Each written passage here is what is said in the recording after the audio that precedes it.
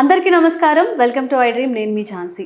చాలా మందిలో బలహీనత, ఏ పని చేయలేకపోవడం, చాలా నీరసంగా అనిపించడం, డే అంతా వీక్గా అనిపించడం ఇలా చెప్తూ ఉంటారు. మరి అలాంటి అనారోగ్య సమస్యలకి ఆయుర్వేదంలో ఏమైనా చిట్కాలు ఉన్నాయంటే ఇక్కడే మీకు రెసిపీ చేసి చూపిస్తానంటున్నారు వంటింటి చిట్కాలకు కేర్ ఆఫ్ అడ్రస్ అయిన మధుసూదన్ శర్మ గారు. ఈరోజు వారు మనతో ఉన్నారు. అసలు ఆ ఇంగ్రీడియంట్ ఏంటి, ఎలా చేయాలి, ఎలా వాడుకోవాలి, ఈ విషయాలన్నీ తెలుసుకుందాం. నమస్కారం అండి. నమస్తే అమ్మా.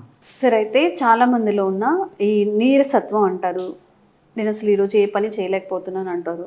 ఎక్కువ మంది ఆడవాళ్ళలో కూడా చాలా నీరసంగా ఉంటుంది, డైలీ పనులు కూడా చేసుకోలేకపోతున్నాను అంటారు. అలాంటి సమస్యలకి ఆయుర్వేదంలో ఎలాంటి చిట్కాలు ఉన్నాయి, ఎలా మనం దీన్ని లాంగ్ టైం యూస్ చేస్తే ఎలాంటి ఆరోగ్య ప్రయోజనాలు ఉంటాయి? చాలా మంచి ప్రశ్న అడిగారమ్మా. నిజంగా చాలా మందిని వేధించి పీడించి బాధించేటువంటి అత్యంత సర్వసాధారణ సమస్య అమ్మా. ముఖ్యంగా ఈ ఆధునిక నాగరికత సమాజంలో ఎంతో మందిని వేధించేటువంటి అత్యంత సర్వసాధారణమైన సమస్య అమ్మా.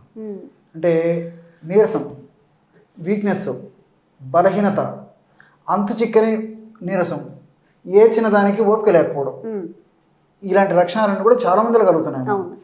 దీనికి కారణాలు కోకోలమ్మా. సర్వసాధారణంగా కొన్ని జబ్బులు ఉన్నటువంటి వాళ్ళకైతే ఇప్పుడు షుగర్ ఉన్నా, అధికంగా వెయిట్ ఉన్నా, బీపీ ఉన్నా, లేకపోతే ఇతర కొన్ని రకాలైన జబ్బులు ఉన్నటువంటి వాళ్ళలో కొంచెం నరాల వీక్నెస్ అవి ఉండేటువంటి అవకాశం ఉంటుంటుంది. అదేవిధంగా ఆయా వ్యాధులకు వాడేటువంటి కొన్ని కృత్రిమ రసాయన ఔషధాలమ్మా. అంటే ఫర్ ఎగ్జాంపుల్ ఈ మానసిక సమస్య ఉన్నటువంటి వ్యాధులకు కొన్ని మందులు వాడుతుంటారు. అదేవిధంగా షుగర్కు సంబంధించినటువంటి ఆధునిక కృత్రిమ రసాయన ఔషధాలు వాడుతుంటారు. ఇలా కొన్ని జబ్బులకు వాడేటువంటి ఔషధాల వల్ల కూడా నీరసము, నిస్త్రాణ, బలహీనత, ఈ విధంగా ఏ పని చేయబుద్ధి కాకపోవడము, ఎప్పుడు రెస్ట్ తీసుకుందాం అనిపించడం, ఇలాంటివన్నీ కలుగుతుంటాయి. కాళ్ళు చేతులు లాగుతుండడం, ఇలాంటివన్నీ కలుగుతుంటాయి.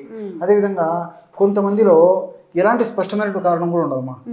కొంతమందికి అయితే స్పష్టంగా మన కారణం తెలుస్తుంది, కొన్నిటికి ఎలాంటి కారణం కూడా తెలియదు.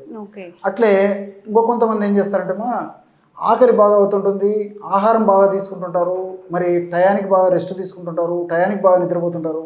కానీ ఈ విషయంలో వచ్చేసరికి బలహీనత, నీరసము, చేత కాకపోవడము, ఏ చిన్న పని కూడా అలసిపోతుంటారు.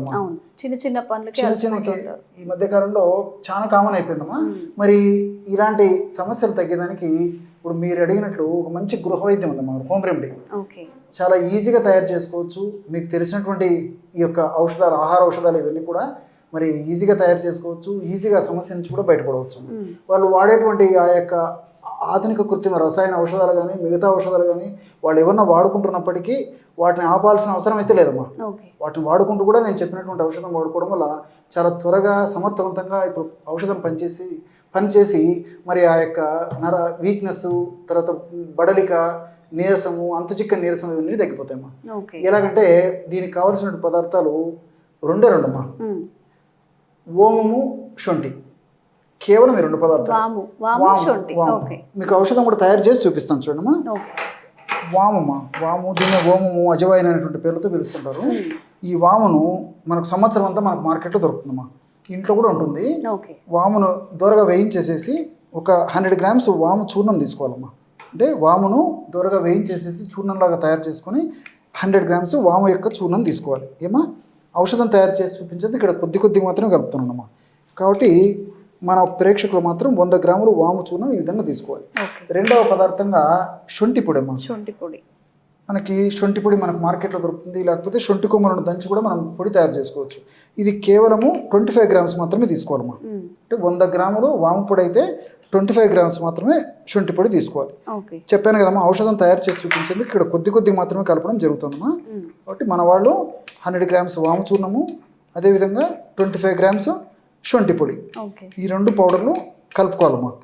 సో ఈ 2 పౌడర్స్లో కూడా నరాలకు మంచి శక్తినిచ్చేందుకు, అదేవిధంగా నీరసము, బలహీనత, నిస్త్రాణ ఇలాంటివన్నీ తగ్గేందుకు, అదేవిధంగా ఎలాంటివైనా పోషకాహార లోపాలు ఉంటే ఆ పోషకాహార లోపాలు తగ్గేందుకు, అదేవిధంగా చక్కటి జీర్ణశక్తిని మెరుగుపరిచేందుకు, ఇలా వివిధ రకాలుగా ఇప్పుడు మనం తయారు చేసుకున్నటువంటి ఔషధం పనిచేస్తున్నామా.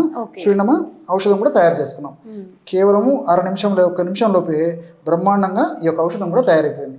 కేవలము వాము పొడి, శొంఠి పొడి ఈ విధంగా తయారు చేసుకున్నటువంటి పౌడర్ని ఒక గాజు సీసాలో నిల్వ ఉంచుకోవాలమ్మా. ఎలా వాడుకోవాలంటే సమస్య ఎక్కువగా ఉంటే దీన్ని రోజు 2 సార్లు వాడుకోవచ్చుమా. సమస్య కొద్దిగా ఉంటే రోజు ఒక్కసారి వాడితే సరిపోతుంది. లేకపోతే సమస్య ఎక్కువగా ఉన్నప్పుడు రోజు 2 సార్లు, అంటే ఉదయం ఒకసారి, అదేవిధంగా రాత్రి పడుకునేటప్పుడు మరొకసారి కొన్నాళ్ల పాటు వాడేసేసి సమస్య కాస్త కుదుట పడిన తర్వాత, తగ్గిన తర్వాత రోజు రాత్రిపూట తీసుకుంటే సరిపోతుందమ్మా. పడుకునేటప్పుడు ఒక 50 ml మిల్క్ తీసుకోవాలమ్మా, అంటే పాలమ్మా. పాలలో మిక్స్ చేసుకుంటాం. 50 ml ఈ విధంగా గోరువెచ్చని పాలు తీసుకోవాలమ్మా. సో ఉదయం ఈ విధంగా తీసుకోవాలి, అదేవిధంగా 2 సార్లు వాడేట్లయితే రాత్రిపూట కూడా తీసుకోవాలి.